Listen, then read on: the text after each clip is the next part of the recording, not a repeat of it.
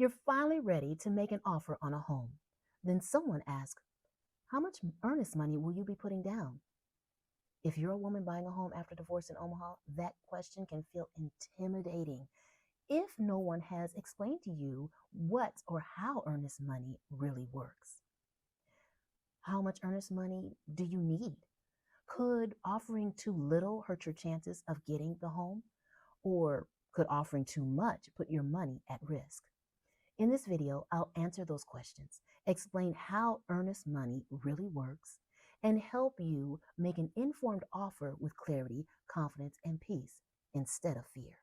By the end of this video, you'll understand how earnest money works, how much is commonly offered in Nebraska, what's paid, when it's paid, and the situation that could affect whether the funds are refunded or forfeited. My goal isn't to tell you exactly how much to offer. My goal is to help you understand how earnest money works so that you can make an informed decision with confidence. Welcome back to Joy Restored, Buying a Home After Divorce in Omaha. I'm Lynetta Anderson, realtor with Berkshire Hathaway Home Services Ambassador Real Estate, helping women rebuilding after divorce navigate the Omaha market with practical guidance, biblical wisdom, so you can move forward with confidence, clarity, and peace. Number one, what is earnest money? One of the biggest misconceptions is that earnest money is your down payment. It is not. It isn't. Earnest money is the good faith deposit that accompanies the offer when you're purchasing a home. Think of it as telling the seller, I'm serious about purchasing this home and I'm willing to back it up. The money isn't a fee. It is not extra money. If the purchase closes, the earnest money is applied to the terms of the purchase agreement, such as toward the down payment or closing cost. Number two, how much earnest money do you really need? This is definitely a popular question amongst buyers, and it should be. But the answer to that question is there is no set amount. The appropriate amount of earnest money depends on several factors: the purchase price of the home, the strength of the offer, the local market conditions, and the terms that you are negotiating make the difference. Understand that in a stronger competitive market, a larger down payment can strengthen your commitment. And in a slower market, the offer may be different. Be sure you work with a realtor. They will be able to determine an appropriate amount for your situation and take in consideration the market conditions. Number three, when do you pay it? Many buyers are surprised to find out that the earnest money is not automatically handed over once they find a home. It's generally due after the offer has been accepted, following a timeline outlined by the purchase agreement. Your realtor will explain to you where the funds will be delivered, who holds them, the timeline in which they must be submitted. Understand that following the instructions will help limit stress during the transaction. So please follow through.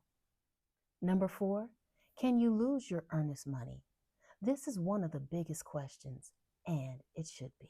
The answer is sometimes, but not simply because you changed your mind. Whether the funds are refunded depends on the terms of the purchase agreement and the circumstances surrounding the transaction.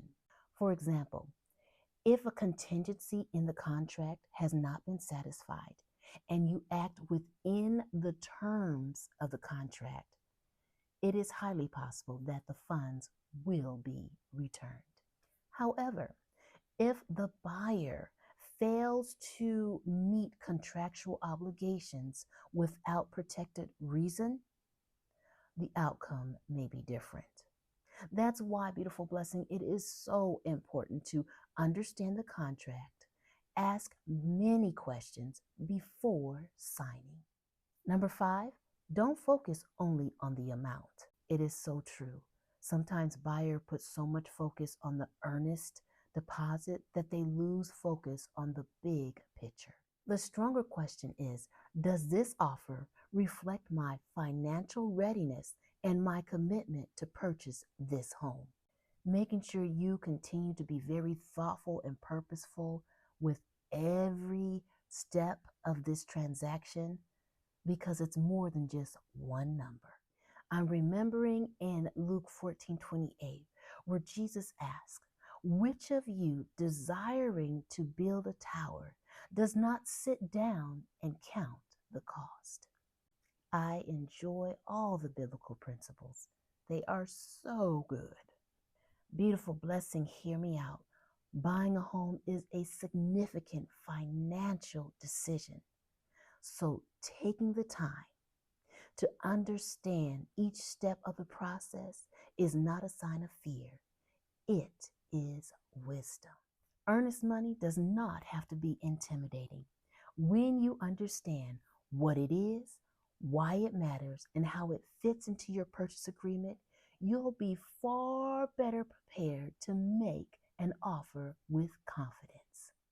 If this video helped you answer your questions, be sure to like this video and subscribe to Joy Restored, Buying a Home After Divorce in Omaha. Each week, I provide practical home buying guidance for women rebuilding after divorce here in the Omaha metro area.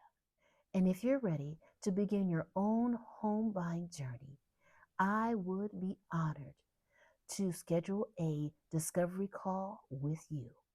Now that you understand earnest money, your next question is most likely how to make a strong offer without overpaying more than you should. Watch the next video, Buying a Home After Divorce, How to Make a Strong Offer Without Overpaying.